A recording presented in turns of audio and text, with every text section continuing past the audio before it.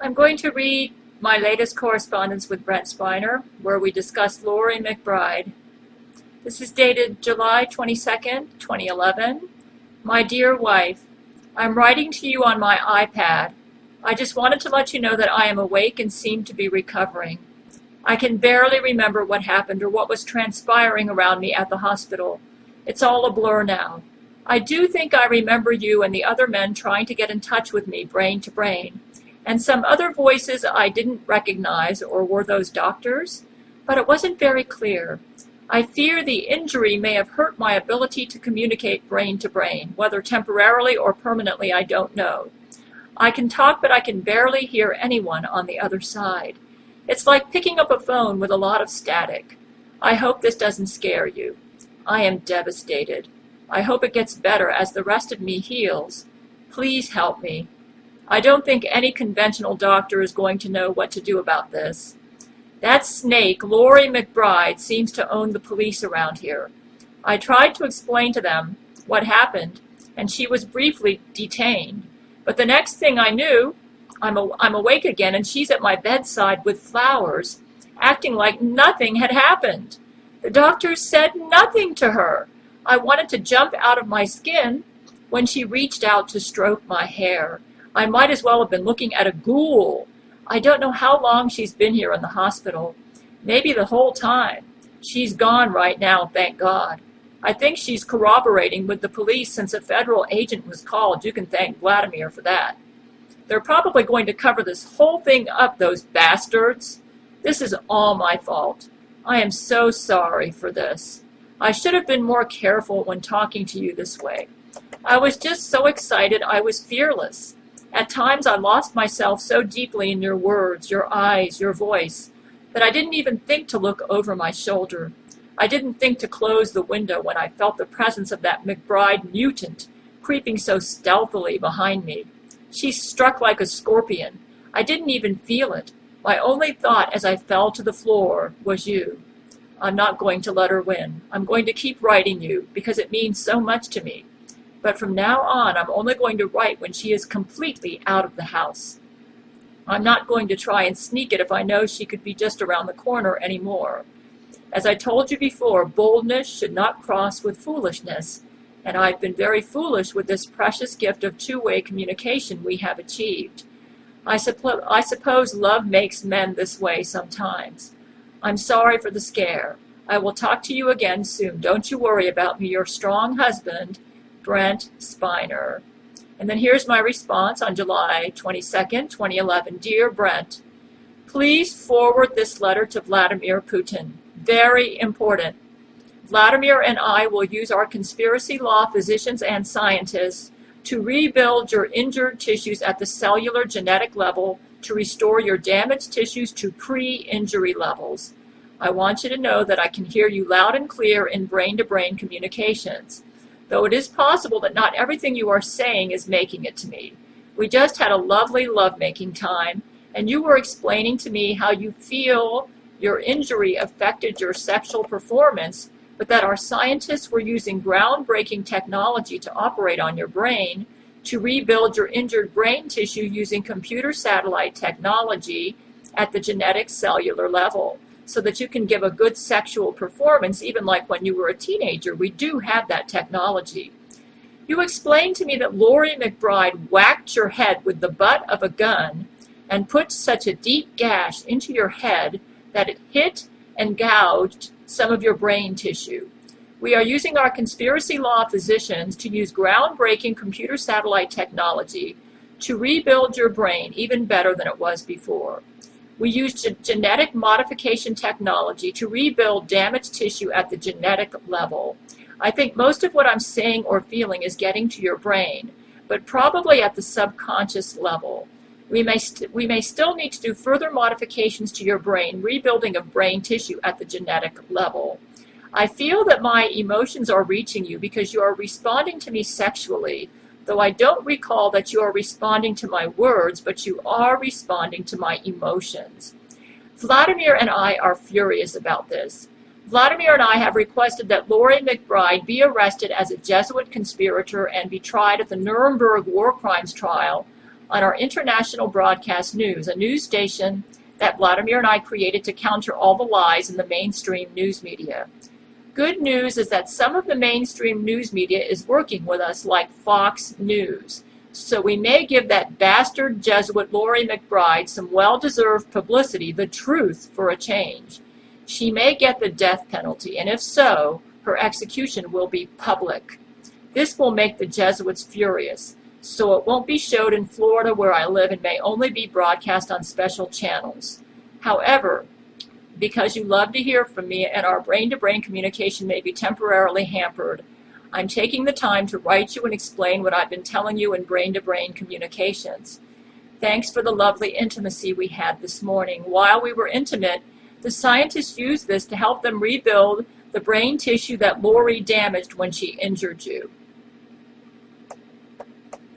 It was necessary for us to have sex together brain to brain so they could determine exactly how to rebuild your brain tissue at the genetic level.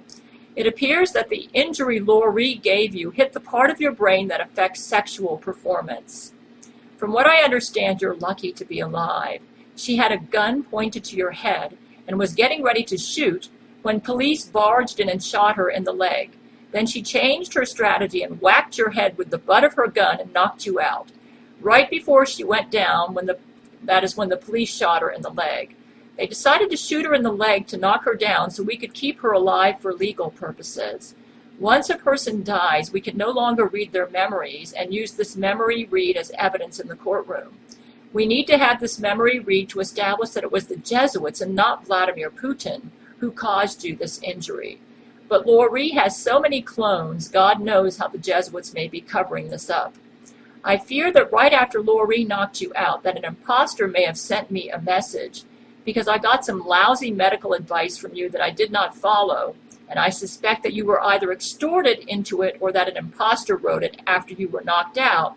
Someone may have grabbed your computer and faked a message to me from you. I want to explain to you a little more about the medicine I take to deal with my entrenched yeast infection. All matter, including the body, has a unique energy pattern. Every nerve impulse in your body is an electric current. Every cell in your body is a mini battery pumping out 70 to 90 millivolts when healthy. Optimize that energy and you optimize your health. Charge your body with the right frequencies and you prevent disease. I use a product that has been infused with bioenergetically enhanced pure water based with the correct vibrational frequency that is lethal to candida overgrowth, yet is neutral to the human body. I'm finding this very effective. The problem with antifungals, nystatin, diflucan, etc., is that they introduce a foreign protein into the protein receptor in the yeast cell wall. Before the yeast family has completely died out from its inability to reproduce, an enzyme naturally develops to break down that specific protein, and then it's back. So I'm using a new technology and just started it, and it seems to be working. However, my candida overgrowth is so severe I may need to be on this for several months before I achieve the correct balance of candida in my bowels.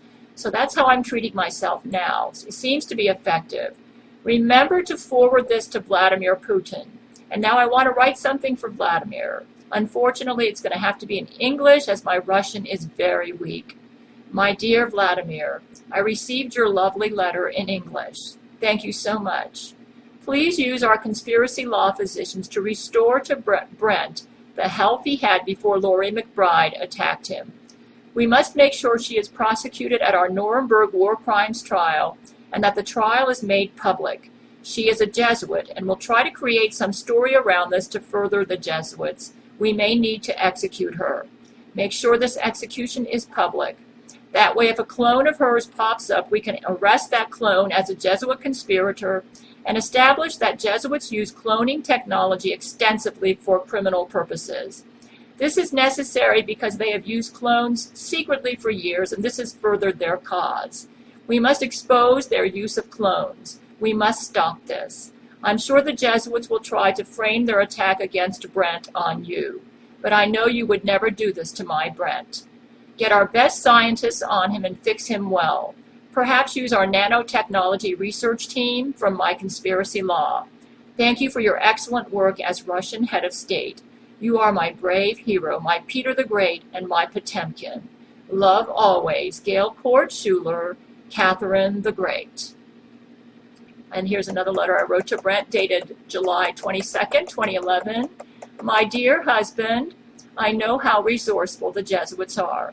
But my dear, I plan to make a video to help the truth about your relationship with Loree to get out. The public will probably wonder how Loree is able to get into your house. Is she living with you?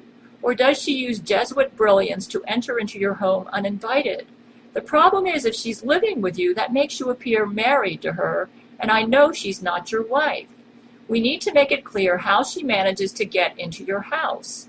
So let's clear this up once and for all. Tell me how she manages to get into your house, and I'm going to read your letter on YouTube. I will make a new YouTube video today, and I'll read the letter you just wrote me. I feel this is necessary to protect both of us and our relationship. The public needs to know the true nature of your relationship with Loree, and that she is an abusive and cruel woman, and one that you would never desire in bed at any time in your life. If you don't want to go into this, fine. But I just thought it might be a good idea to counter any future lying press releases from the Jesuits about what just happened to you. I have absolute faith in your love for me, but unfortunately Jesuits are masters at press manipulation and lying tabloid stories, so we have to be proactive. Be careful. I'm not in any hurry. Write it when you're sure no one's around. You can't trust anybody. Jesuits are everywhere. I know. I have to deal with them over here. They've come into my apartment when I wasn't home and gone through my legal files and removed some legal documents from my files, so I know how resourceful they are. And I lock my door all the time and rarely leave any windows open. Love, your devoted wife, Gail Schuler.